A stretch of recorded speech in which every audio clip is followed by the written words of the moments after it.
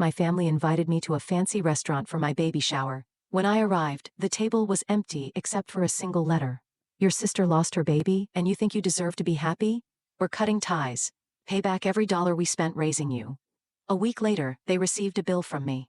Mary Hamilton took a deep breath as she brewed her herbal tea in the kitchen of her Chicago apartment, where the morning sunlight streamed in. Feeling tightness in her abdomen, she gently placed her hand on her swollen belly. Being 5 months pregnant was one of the happiest moments of her life. How are you feeling? David, her husband, embraced her from behind and kissed her shoulder. A little tired, but happy, Mary smiled. I'm planning to check out the venue for the baby shower today. Mom said she picked out the perfect place. A momentary tension crossed David's face. I'm surprised your parents are planning it. Yes, I was surprised too, Mary answered honestly. After Caitlin's miscarriage, my parents were pretty distraught. Mary gazed at the Chicago skyline outside her window. Thinking about her family stirred up complicated emotions. She had always been expected to be the strong daughter, while her sister Caitlin was frail since childhood, and the family's attention was constantly focused on her. Even after college graduation, Mary remained at home, caring for her sickly sister while working to support the family. She had repeatedly sacrificed career opportunities and chances to study abroad for her family. Her parents would say, "Mary is strong, she'll be fine," pretending not to notice her sacrifices. 3 years ago, as her career in real estate began to take off, Mary fell in love with her colleague David, and they married last year. It was the first time she had prioritized her own happiness. And now, she was expecting her long-awaited first child. On the surface, her family celebrated Mary's pregnancy, but her mother Elizabeth had secretly said, "Caitlin should have had a child before you." Caitlin had married Jason, a doctor, 2 years ago, and had wanted to get pregnant right away, but hadn't been able to conceive. After Mary announced her pregnancy, miraculously, Caitlin became pregnant too. Their parents were overjoyed and placed more importance on Caitlin's pregnancy than Mary's. Mary sincerely wished for her sister's happiness, and downplayed her own pregnancy joy to support her sister. However, during Mary's 6th month of pregnancy, Caitlin suddenly miscarried. The entire family was deeply saddened, especially her parents, who became consumed with thoughts of Caitlin. When Mary tried to discuss her baby shower at this time, her mother coldly dismissed her, saying, "This is not the time to be thinking about such things." Still, a week later, her parents contacted her saying, "We've planned a baby shower for you." Mary was surprised and grateful, but felt something was off. "Families are complicated, David," Mary said, squeezing her husband's hand. "Yours especially," David answered frankly. "They're not fair to you. They don't seem to realize how much you've sacrificed for them." "Their family," Mary made excuses as usual. "They have their own way of showing love." David said nothing, but concern showed in his eyes. He worried about Mary continuing to sacrifice herself for her family. But knowing his wife's strength and patience, he respected her judgment. "What's the plan for today?" David changed the subject. "Mom called. She's reserved Blue Sky, the most reputable restaurant in Chicago. I'm going to meet her to discuss the baby shower arrangements." "That's wonderful," David answered with a smile. "It seems your family is finally acknowledging your happiness." Mary smiled, but deep down, something bothered her. She felt uneasy about her parents' sudden change in attitude. But today was the baby shower planning meeting she had been looking forward to. After years of living up to her family's expectations, Mary wanted to believe that the day had finally come when she would receive blessings for herself. Mary parked her car in front of a Blue Sky, a high-end restaurant in Chicago's River North District. The city was vibrant on this weekend afternoon, but her heart was unsettled. Still, she put on a smile as she got out of the car and took a deep breath. Her light blue maternity dress complemented her eyes, shimmering in the spring sunshine. "What a lovely restaurant," Mary murmured to herself. She had mixed feelings about her parents choosing such an upscale restaurant for her. Having felt like a second priority in her family for years, she couldn't believe this sudden consideration. Entering the restaurant, she was greeted by elegant decorations and a refined atmosphere. Crystal chandeliers sparkled from the ceiling, and tables with white tablecloths were neatly arranged. "Reservation for Hamilton?" the hostess asked politely. "Yes," Mary replied. "For a baby shower." "Of course, we've been expecting you." The hostess smiled warmly. "We've prepared a private dining room. This way, please." Mary followed the hostess down a quiet hallway away from the main dining area. Feeling her baby's heartbeat, she was filled with gratitude for this day.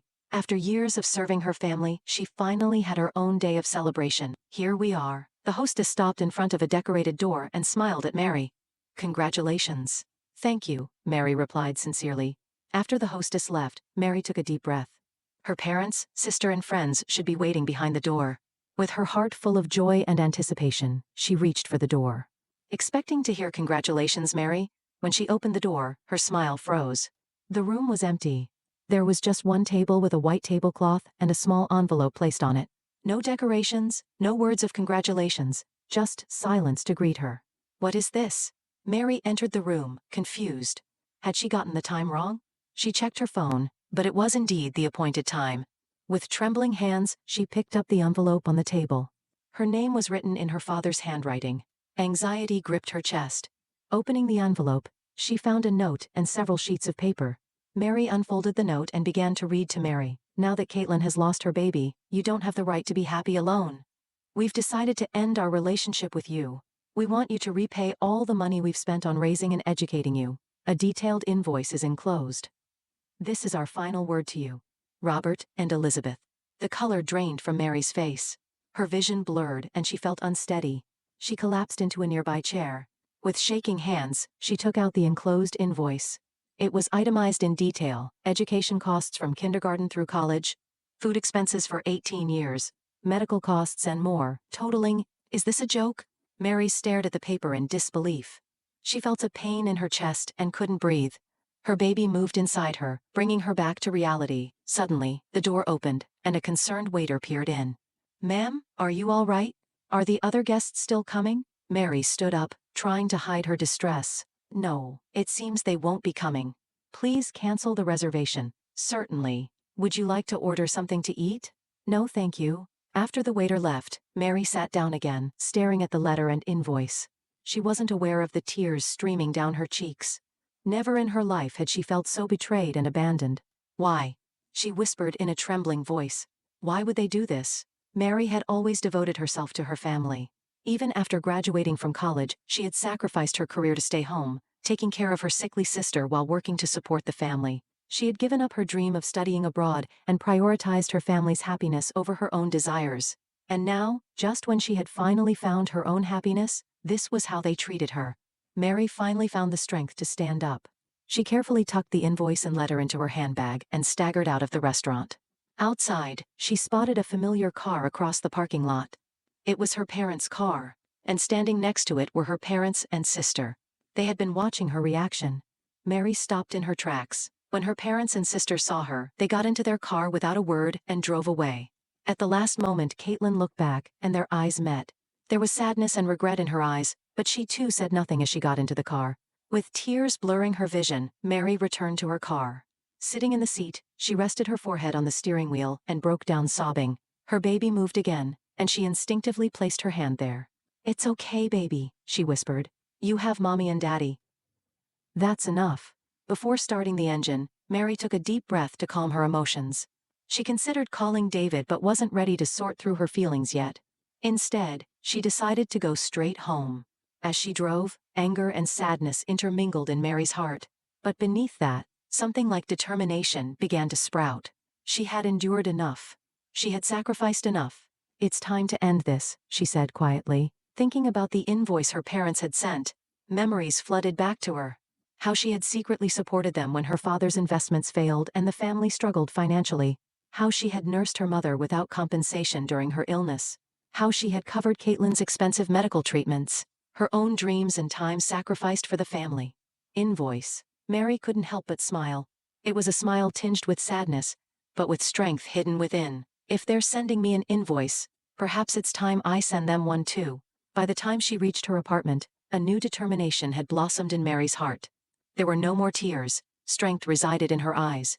Though hurt by her family's actions, she had resolved to stand up for herself and her baby. "Mary, what happened?" David immediately sensed something was wrong when he saw his wife's face. Mary quietly closed the door and entered the living room. Her expression was hard, her eyes red and swollen, but there was a new light of determination in them. "It wasn't a baby shower." Mary took out the envelope from her handbag with trembling hands. "This was my family's gift." David took the envelope with a confused expression and began to read the contents. As he read on, his face turned red with anger. "Unbelievable. They're insane." David was furious. How could parents do this to their own child? Mary sat on the sofa, covering her face with both hands. The emotions she had been suppressing for so long burst forth at once. I've always been there for them, she said, crying. Even after college, I sacrificed my career to stay home. I gave up my dream of studying abroad to pay for Caitlin's medical expenses. And yet David sat next to Mary and embraced her. Over the years he had seen how Mary sacrificed herself for her family. But this betrayal was beyond imagination. You don't owe them anything, David said quietly but firmly. If anything, they owe you. Those words sparked a memory in Mary. She suddenly looked up. Yes. She slowly stood up and headed to the study. David, can you help me? From the closet in the study, Mary pulled out a large cardboard box labeled Family Papers. She placed the box on the floor and opened the lid. What's this? David asked with curious eyes. Evidence of my relationship with my family over the past 10 years, Mary answered quietly. She began taking out documents one by one. Right after I graduated from college, my father failed in his investments and took on a lot of debt. I gave most of my starting salary to them so they wouldn't lose the house. She continued to take out more documents. Bank transfer records, payment certificates, handwritten notes, all organized chronologically. Caitlin's expensive treatments, my parents' mortgage payments, my father's debt restructuring after his business failure, I secretly paid for it all. David looked at the documents with a surprised expression. You paid for all of these? Mary nodded. My father was a proud man. He didn't want his financial failures known to the world. So I supported them behind the scenes, while pretending on the surface that my father was paying for everything. David was trying to understand the situation while checking the documents one by one. So your family thought they were financially independent, but actually you were supporting everything behind the scenes? Yes, Mary answered while organizing the mountain of documents. My father asked me to keep my support secret from the other family members for the sake of his pride. He made my mother and Caitlin believe that he had solved everything. David held his head. Good grief. And they sent you an invoice for, ironic, isn't it? Mary gave a bitter smile. In reality, the amount I've paid them is much more. She took out another file and handed it to David. It contained a detailed record of expenditures over the past 10 years. The total amounted to... Why such detailed records? David asked in surprise. Mary gazed out the window as she answered. At first, it was just for household management. But as time went on, I began to feel something was wrong. My father would accept my support but always ignored my contributions at the company. My mother prioritized Caitlin over me and didn't consider my feelings. And Caitlin, she faltered. Didn't Caitlin know? David asked. No, none of them knew. My father made me promise that. For the family's honor, he said. Mary sighed. But thinking about it now, it wasn't for the family's honor but to protect my father's pride. David and Mary talked all night. Emotions ran high, tears flowed, and sometimes anger exploded. But by morning, a new determination shone in Mary's eyes. I need to show them the truth, she said with resolve on her face. I won't support them in secret anymore. I won't allow my value to be denied anymore. David squeezed his wife's hand. What are you going to do? First, I'll contact a lawyer, Mary answered calmly. I'll ask them to legally document all the financial support I've provided to my family over the past 10 years. She explained her plan further. At the same time, I'll work with an accountant to create detailed records of my expenditures for them. I'm going to create an invoice listing everything. My father's debt repayment, Caitlin's medical expenses, my parents' mortgage payments. Are you seeking revenge? David asked worriedly. Mary shook her head. This isn't revenge.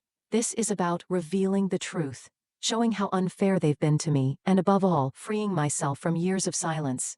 From that day on, Mary took action. She contacted a reliable lawyer and accountant, and began organizing detailed records of her support for her family. Every day after work, she spent hours in her study reviewing past records and finding necessary documents.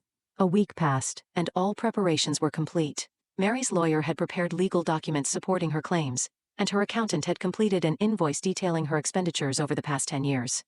The total was an astonishing figure, Mary murmured, staring at the invoice. This is what I've paid for my family. David placed his hand on her shoulder. Are you really going to send this? Mary answered while gazing out the window.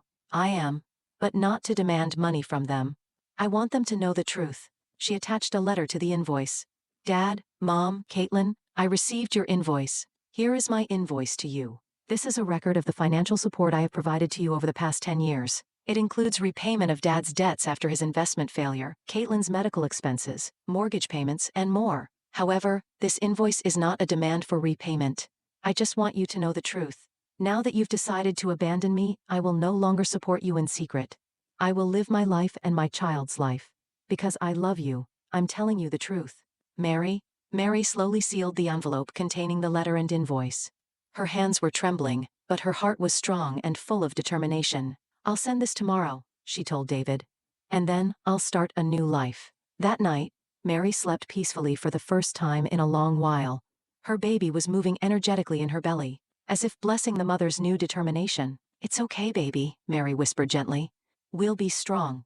And we'll live surrounded by people who understand the true meaning of family. It was a rainy Wednesday morning when the mail carrier came to the Hamilton family's front door. Robert opened the door and received the envelope. The moment he saw the sender's name, his expression clouded. Who's it from? Elizabeth's voice came from the kitchen. It's from Mary, Robert reluctantly answered. He brought the envelope to the living room and sat on the sofa. Elizabeth and Caitlin also gathered around him, driven by curiosity. Since the baby shower last week, they had not been in contact with Mary at all. They had expected words of anger or pleas from their daughter, but such a prompt reply was unexpected. Open it, Elizabeth urged. As Robert slowly opened the envelope and took out the contents, a thick bundle of documents appeared. On top was a handwritten letter. The room fell silent as he read the letter aloud. Robert's voice was trembling when he uttered the last words. He turned to the documents following the letter. It was a detailed invoice. As he turned page after page, his face turned pale. What is this? Elizabeth was confused and took the documents from her husband. She also began to read and was shocked by the contents. Is this true? Mary gave us this much money. Caitlin also peered at the documents and took some of them. My medical expenses, she said in a trembling voice. Mary paid for them? Not Dad. Robert covered his face and sat down. After a long silence, he finally spoke. It's true, he admitted in a low voice. I failed in my investments, and we were about to lose everything. Mary offered to help. Without her support, we would have lost this house too. Elizabeth was furious. Why didn't you tell me? For over 10 years I knew nothing. I was too proud. Robert's shoulders slumped. I couldn't admit failure. I didn't want to show weakness to my wife and younger daughter. And what did we do to such a daughter? Elizabeth shook the documents. During her happy time, we cut her off. Look at this invoice. See what Mary has done for us. Caitlin was in tears. My college tuition, medical expenses, my sister paid for it all. She trembled as she checked each item on the invoice. I always only thought about myself. I didn't know what Mary had done for me. She never mentioned it, Robert sighed. That was our agreement. For the family's honor. Honor? Elizabeth raised her voice. For your pride, right? And now, we've hurt our daughter. Instead of celebrating her pregnancy, we did such a terrible thing. Her words turned into sobs. What horrible parents we are. The three of them sat in silence for a long time. The invoice and letter spread out on the coffee table revealed the truth of their lives. We need to contact Mary. Caitlin was the first to stand up. We need to apologize. Explain. She took out her cell phone and called her sister's number, but the call was transferred to voicemail. She's not answering. She slumped her shoulders. Of course, Robert said quietly. We betrayed her. Elizabeth stood up, wiping her eyes with a handkerchief. Let's go to her apartment. We must apologize in person. The three of them immediately got into the car and headed to Mary's apartment. But when they arrived, a new shock awaited them. According to the apartment manager, Mary and David had moved out 2 days ago. Do you have their new address? Elizabeth asked anxiously. I'm sorry, but they asked me not to share their forwarding address, the manager apologetically replied. The three returned to the car, disappointed. Let's try her company, Robert suggested. Upon arriving at the real estate company, they were guided by a receptionist. We'd like to see Mary Hamilton. I'm sorry, but Mrs. Hamilton has been transferred to another branch of our head office, the receptionist answered. I cannot give you the specific location due to our privacy policy. They called Mary multiple times and sent emails, but there was no response. A week passed, and their anxiety grew day by day. She's really left us, Elizabeth cried one night. What we did is irreparable. Robert was also deeply remorseful. My pride ruined everything. Mary was always there for us, but we didn't understand her. Caitlin was looking at a picture of her sister thinking, we may never have another chance to be a real family to her. A month later, an envelope arrived at their home. The sender was Mary's lawyer. Inside was a short letter and a photograph. The letter read, Mary is currently spending time in a safe and peaceful environment. She has expressed her wish to refrain from contacting you for the time being. Please respect her choice. She and the baby are healthy, and she is due to give birth soon. The photo showed Mary with her belly greatly swollen. She was standing by the sea smiling. David stood beside her, his hand on her shoulder. They looked happy. Seeing that photo, the three of them shed tears. A sense of loss and regret enveloped them. They had to know the truth and accept the consequences of their actions. She hasn't cut us off completely, Caitlin said, staring at the photo. The fact that she sent a photo means she hasn't completely closed the door on her relationship with us. But on her terms, in her time. Robert showed understanding. We have no choice but to wait. And when she comes back, we must be prepared to welcome her as a true family. Elizabeth looked at her husband and daughter and nodded deeply. We must use this time to change, so we never hurt someone we love again. The three quietly held hands. They had a long road ahead, but for the first time they were facing the truth and beginning to have the will to change. Mary's invoice didn't seek financial payment but truth and sincerity, and it was deeply etched in their hearts. Emma, Grandma, and Grandpa are coming. Are you ready? Mary called out to her 2-year-old daughter as she placed a vase of flowers on the living room table. Spring sunlight streaming through the window brightly illuminated the room. Yes, Emma's cheerful voice echoed, and she came running into the room with the sound of little footsteps. The girl, with golden curls bouncing and wearing a blue dress, had clear eyes sparkling just like her mother's. The doorbell rang, and David went to answer it. On the other side of the door stood Robert, Elizabeth, and Caitlin, looking tense. Please, come in. David warmly welcomed them. Mary took a deep breath and headed to the entrance. Her reunion with her family had begun gradually since her daughter Emma was born. It started with communications through a lawyer, then progressed to short phone calls, and since last year, monthly visits. It wasn't an easy process. It took time to rebuild trust. But the new relationship built on truth and honesty had become stronger than before. Mary. Elizabeth's eyes filled with tears at the sight of her daughter. Thank you for always letting us see you. Mom, Dad, Mary responded quietly.